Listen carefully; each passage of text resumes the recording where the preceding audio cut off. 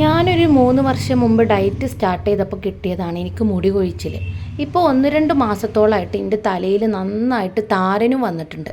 അപ്പോൾ അതിനൊരു സൊല്യൂഷൻ തേടി ഞാനിങ്ങനെ പുറത്തുനിന്നുള്ള മരുന്നും കാര്യങ്ങളൊന്നും വേണ്ട, എനിക്ക് എന്തെങ്കിലും നമ്മൾ വീട്ടിലുള്ള പ്രകൃതിദത്തമായിട്ടുള്ള എന്തെങ്കിലും സൊല്യൂഷൻ ഉണ്ടോ എന്ന് തപ്പി പിടിച്ചപ്പോഴാണ് എനിക്കിങ്ങനെ ഒരു ഓർമ്മ വന്നത്. അതായത് മുമ്പൊരു ചേച്ചി പറഞ്ഞു തന്നിട്ടുള്ളതായിരുന്നു.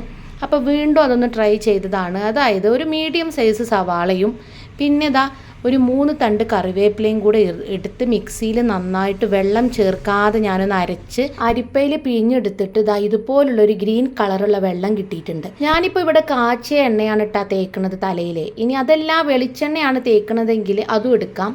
അപ്പോൾ കയ്യിൽ കുറച്ച് എണ്ണ എടുത്തിട്ട് കയ്യിൽ ഇതുപോലെ നന്നായിട്ട് തേച്ചിട്ട് നമ്മളെ തലയോട്ടിയിലൊക്കെ നന്നായിട്ട് തേച്ച് പിടിപ്പിച്ച് നല്ല മസാജ് ചെയ്യുക. തലയും തലമുടിയൊക്കെ നന്നായിട്ട് മസാജ് ചെയ്യുക.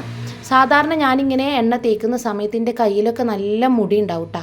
ഇപ്പോൾ അതിൽ നിന്നൊക്കെ കുറേ കുറവ് വന്നിട്ടുണ്ട്, മാറ്റം വന്നിട്ടുണ്ട്. കണ്ടില്ലേ, വല്ലാതെ മുടിയൊന്നുമില്ല, 1-2 മുടിയൊക്കെ ഉണ്ട്. പക്ഷെ എന്നാലും കൂടുതലില്ല. മറ്റേത് കൂടുതൽ മുടി എൻ്റെ കയ്യിൽ ഈ സമയത്ത് കിട്ടുമായിരുന്നു. ഇതുപോലെ കയ്യിൽ നന്നായിട്ട് മസാജ് ചെയ്ത് ആ കയ്യിലുള്ള വിരലുകൾക്കിടയിലുള്ള എണ്ണയൊക്കെ തലയോട്ടിയിൽ നന്നായിട്ട് പിടിപ്പിക്കും.